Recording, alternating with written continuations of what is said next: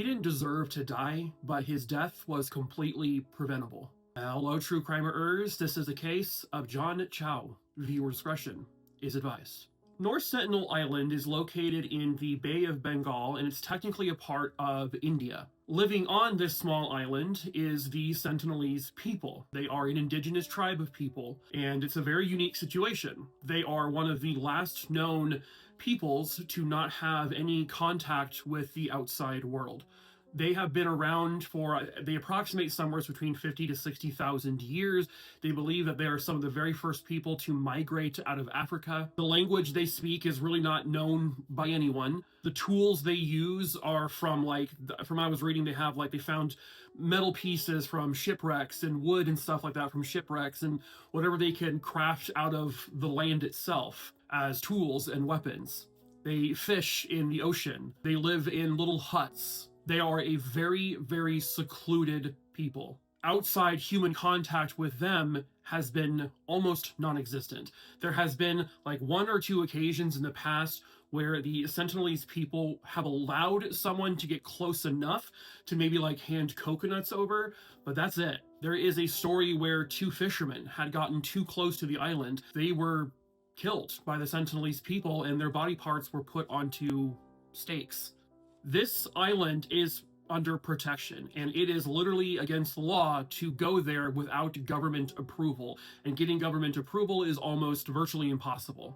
Enter John Allen Chau, an American born in Alabama in 1991. He grew up in the evangelical church, and God will become very, very important in John's life. He was described as God-fearing. He was also an outdoorsman. He loved being outdoors, he loved camping, he loved hiking, he loved traveling, he loved canoeing, boating. In high school, he read about the Sentinelese people, and eventually he got to a point where he believed that he could reach them on a spiritual level and a physical level, and he could teach them about God. He would say, quote, "They need to know that the Creator God exists and that he loves them and paid the price for their sins." He developed this goal to convert the Sentinelese people to his religion. He was also aware that you are not allowed to go to North Sentinel Island. You're not allowed to have any contact with them without government approval. He knew it, and yet he still planned to go there anyway. He wrote in his journal, quote, "Lord, is this island Satan's last stronghold where none have heard or even had the chance to hear your name? The eternal lives of this tribe is at hand, and I think it's worthwhile to declare Jesus to these people. Please do not be angry at them or God if I get killed. Don't retrieve my body." John Chau would end up taking a missionary boot camp training in Kansas City, and this was all to build up contact with the Sentinelese people. He also would quarantine himself for a large portion of time before this trip, and he got every vaccination possible. The big issue is human contact with the Sentinelese people who have no immunities to our diseases, that if you were to get them sick with something as so much as the common cold or the flu, it could wipe out their entire people, which they don't even know how many of them there are. There could be anywhere between 100 to 500. They don't really know for sure. But giving them our illnesses can kill all of them quickly. John Chau would end up paying two fishermen to get him as close to Sentinel Island as they could possibly do, which was still illegal. The fishermen were breaking the law. They got about 500 to 700 meters offshore. He then got into a canoe and tried to canoe towards the island. The fishermen said, "Do not go any further. They are going to hurt you." As he got closer, though, the people got to the shore, and they were waving their spears and arrows and stuff at him, and they were basically hostile. Understandably so. He turns back. He goes back a second time and he starts to sing gospel songs towards them. He says that he could hear them laughing at him, and they seemed amused and they were bewildered by him. He then tries to give them fish and food, and at that point a few of them fire arrows at him, piercing his Bible that he brought. And so he retreated. On November 17th, 2018, he goes back for one final time. Apparently, several no's meant yes to him. This time, he would not come back.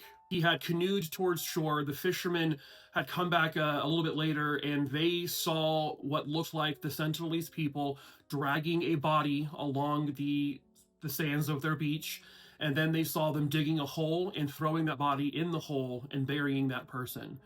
That was John Chau. They had killed him, what they believe they had shot him with arrows, killing him, and then they buried him. Eventually, John's family finds out about this, and they're like, what can we do? And they, the authorities would get close to the island. The fishermen who were then arrested and charged in connection to this, they got close. The fishermen said, I'm pretty sure he's buried right there. Every attempt the authorities tried to get close to the island, they were met with hostility. And so at that point, they said, we can't go there. And if John is there, that is where he is till the end of time. It's not worth risking more lives to recover this body of someone who was told not to go there, who knew not to go there, went there anyway, and was killed for it. John Chau's body has never been recovered. The story came out, and there was a lot of criticisms, obviously, towards John for doing what he did. A lot of people blaming him for his own death. I'm not going to sit here and I'm not going to ever victim blame someone. I'm not going to say, aha, well, you got what you wanted or you got what you deserved. But I'm also not going to sit here and say he was guilt-free. This is, I guess, the problem that we have is that, and this is an American, Americans feel we need to inject ourselves everywhere, but not everyone wants that. When it comes to religion, we seem to be so extreme that we need everyone to believe the things we believe. Not everyone is going to follow that path. And to try to force it upon a people who do not want it, they tried to tell him many times, get away, and to still do it. I mean, what do you say to that? So I'm not going to sit here and say that John Chau deserved to die, but his death was completely preventable. This never needed to happen. This should not have happened. And let it be a lesson. Leave the people of Sentinel Island alone.